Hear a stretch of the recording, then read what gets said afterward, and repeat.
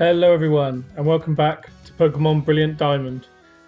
You catch me here on a slightly different episode. Today we're going to run through additional items and things we can find. Now we can use the hidden machine for cut. And then we're going to explore the Grand Underground. The first one here is on Route 204. If you cut down this tree and come over to this fella hidden in the trees, he'll give you some TM78s. TM78 is for the move Snarl, which is a damage dealing dark type move. It's reasonably powerful with moderate accuracy, but not particularly special. If you come back to Route 205, near where the entrance to Eterna Forest is, to the east of the entrance, you can find this little shortcut to bypass the entire forest. First up here, you find a honey tree, which we will slather with honey. Need to make sure I come back and get to these. If you speak to this lady here, she'll give you some stickers, so 3 leaf sticker bees. South of her, there's 2 items in these rocky crevices. One is silver powder, and the other here is TM82 for sleep talk. This is a move that, while the Pokemon is asleep, if you use this move, it will randomly select one of your other moves to use, despite the fact that you're asleep. Which is quite handy. It's particularly good on Pokemon like Snorlax if you use Rest and then use Sleep Talk. So just to the north of the lady who gave us the stickers, there are 4 berry trees here. You can see which berries we're getting. I believe 2 of the trees have berries useful for status conditions. I think it's Oran and Pecha. And the other 2 have Raz and Bluck berries, which are only usable in the making of poffins, as you can see here.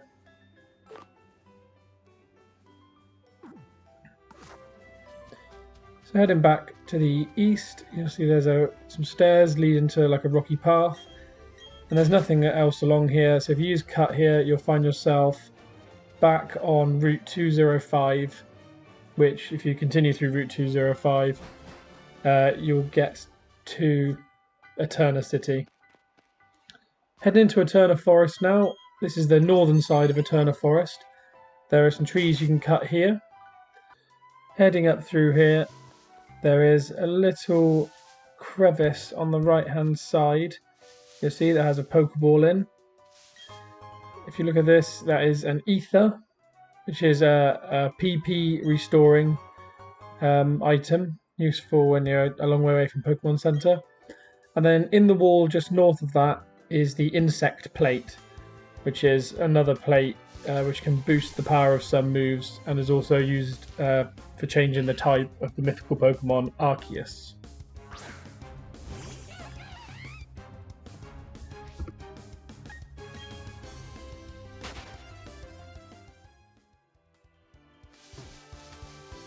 Heading inside the building, we find ourselves in the old Chateau. So this is meant to be a haunted building. I believe a few people in Eterna City mention it. So within here you can find one Pokemon only. You can find the Pokemon Gastly. So you'll see we find a couple of these as we run around. You will sometimes also see these people, kind of ghostly appearances, moving around and then disappearing, which I think is meant to back up the impression that this building is haunted.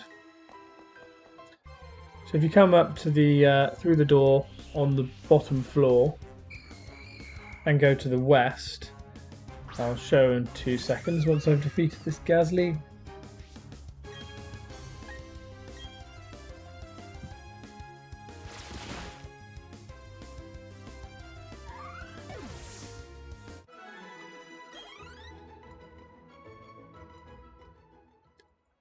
So there's not really much to do in this room, except for if you come over to the west side and go to the topmost bin, you can find an antidote within the bin. Heading back into the main foyer area, if we head up the stairs to the west, another Gastly. These encounters will get frustrating as kind of similar to caves. You can't really stop them unless you use a repel. It's not like you can avoid the grass, etc. They'll just keep coming. At some point I should probably catch one of these.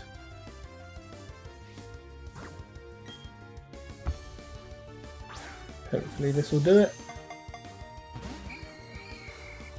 Nope.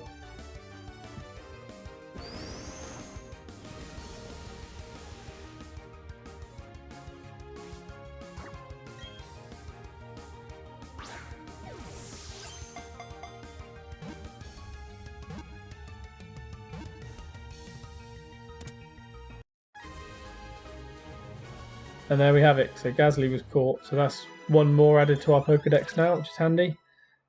And also a level up for Psyduck, who's not going to be in our team much longer. And now we definitely don't want to learn the move Speech. So, Gazly's Pokedex entry.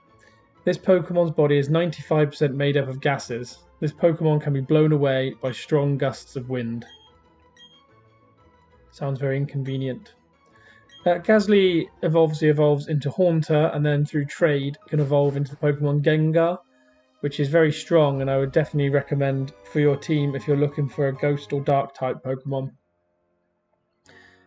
Anyway, back to the old Chateau. If you head to the west through the west side door, you find an item called the Old Gatto. This is a unique item. I believe you can only find one. But it basically heals all the negative statuses of your Pokemon. Coming through the northmost door, you find there's several different rooms you can go through. In the westmost door, you can find the Dread Plate, which is another one of the type plates for Arceus.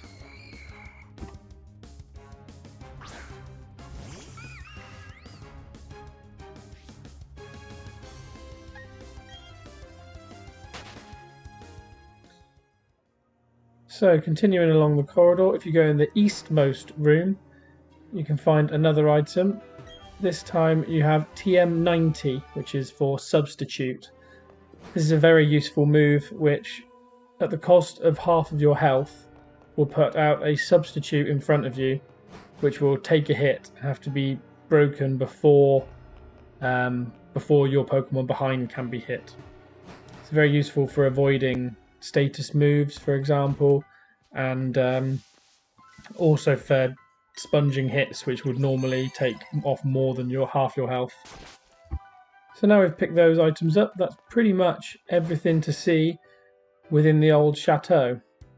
So if we come out of here and now run back to the Eterna City, we can go and get our tunneling kit. If you come into this house here, just east of the Pokemon Center, if you speak to this old man, he says that he is called the Underground Man and will give you an Explorer kit that he says you can put to good use. And then he'll also give you a guide around how to go underground and what to do once you're under there.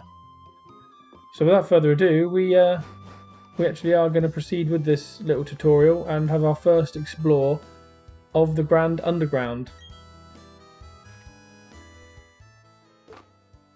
If we go into our key items, we can register this as one of our favourite items, which we will do later. For now, I'm just going to use it for the first time. Coming down, we see the first gym leader, Leader Rourke, who welcomes us to Sinnoh's Grand Underground.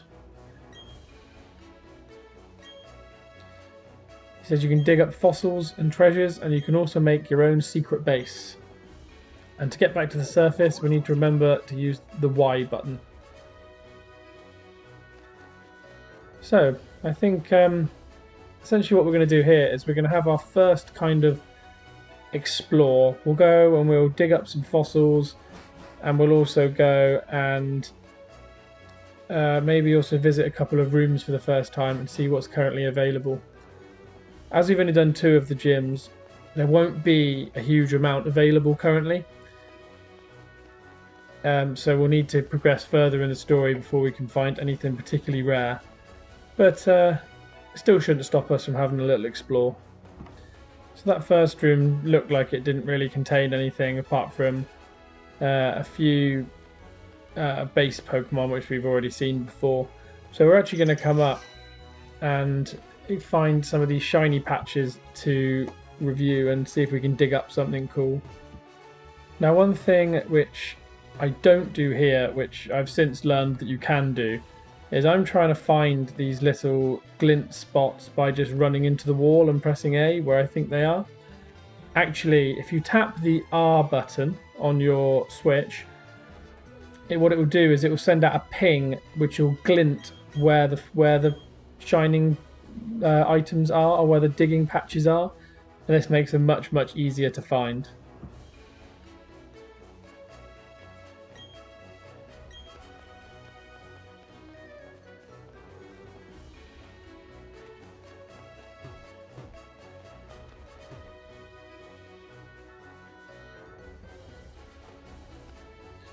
Running around, I do eventually find my first spot you can dig in. I've also found these spots to be a little bit sensitive, so when you're moving around using the stick, you're not perfectly aligned with the way that the map's kind of grid system works, and that can make the digging spots hard to find.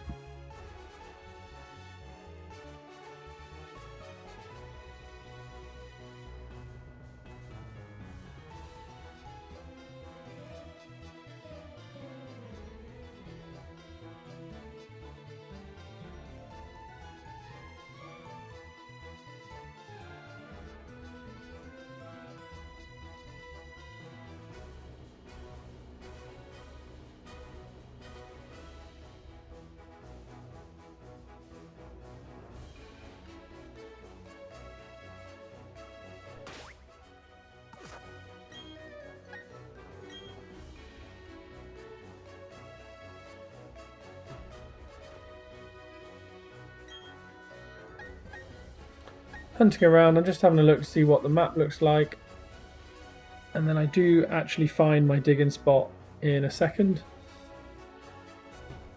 Let's see, it's around here somewhere. There we go. So now I'm in the digging spot. You see we've got two tools on the right. We have a sledgehammer and a pickaxe. So the sledgehammer will smash several tiles around, but will also make it more likely for the roof to cave in, whereas the pickaxe can chip away small amounts and do less damage. Make sure to keep an eye on the little bar at the top, which the more you smash away, the more likely it is the roof will cave in. In this case, this wall says it has 3 items in it, so I've got to try and uncover those. The first one here appears to be the fossil, which is exclusive to Pokemon Brilliant Diamond, which is the skull fossil, which can be turned into the Pokemon Cranidos. In Shining Pearl, there is a different fossil called the Armor fossil, which turns into the Pokemon Shieldon, which can evolve into a Bastiodon. So hunting around here and just trying to find out if I can find any of the other 3 items that are located around here. I'm not particularly great at this, to be honest. I'm just trying to, it's like Minesweeper, just trying to clear out little areas and see if I can spot what it is. For a minute I thought this was something here, but actually it's just a piece of stone wall behind. So don't make the same mistake as me and waste your time trying to excavate this. So as you see, along the top I've cracked quite a lot of the wall now. So I'm going to struggle to find anything else, or at least excavate anything else. I do, however, just about find this one other gem over here, which, even though I almost get it out, I collapsed the wall with my sledgehammer in advance of that. Though I'm not too upset, as I did manage to get the skull fossil, so I'm pretty happy to have my exclusive fossil already. So scattered around the underground, there are lots of these people here who you can trade with to get various items. In order to trade with them, you have to have obtained more of the spheres. I don't have many of those yet, or any at all, I think. But yes, we'll have to do some more digging. Let's see what we can find this time. There's 2 items in here somewhere.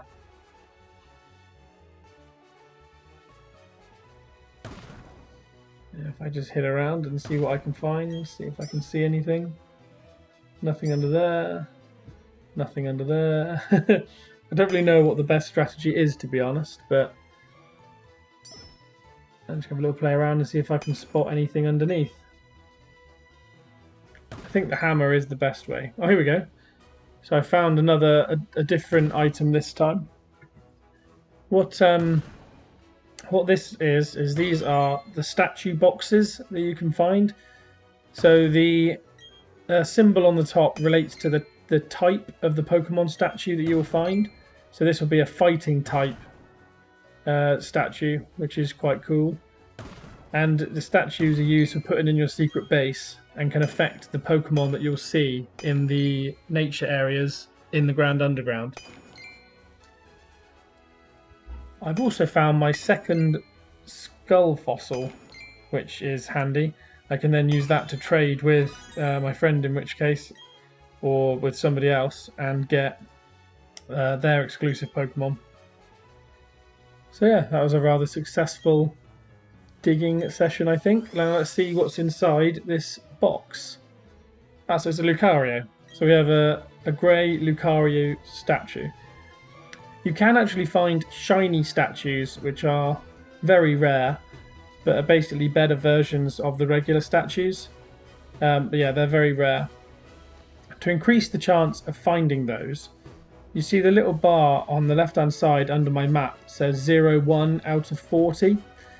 This relates to how many Digletts have been found around the map. So as you might have seen that I found one earlier on, there was a Diglett in the middle of the path on a corner, and as you run up to it, it kind of shoos it away. Once all 40 have been shooed away, the chance of finding a shiny statue box is increased for a short amount of time. Which is why I would advise when going to the Grand Underground, rather than doing what I have here, which is going locally, I would recommend using an internet connection. Then there'll be more people around the Grand Underground and more likely that you'll hit this 40 out of 40 Digletts mark. So continue to dig around here. We found another gem, which is handy. And just under here, we found another box, which I'm going to try and carefully get out with the pickaxe.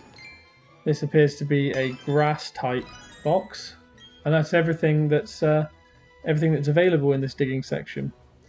So we get a small red sphere. And let's see what's also within the grass pretty stone box. There we go, so a Tortero statue this time. Which is pretty cool. So as I said earlier, if you come over here and speak to these people on the corners, you can trade your spheres for some different items. So you can trade a large number of small spheres for the bigger versions. You can also get some pedestals, and you can pick up some TMs, which I believe are randomized every day. I'm not 100% sure on that, but I believe the TMs change day on day. Anyway, I'm going to have a bit of an explore and maybe do some more digging, and I'll come back to you once I've found a few different bits, and we'll go back to the overworld and show where we're going to leave off for the next episode.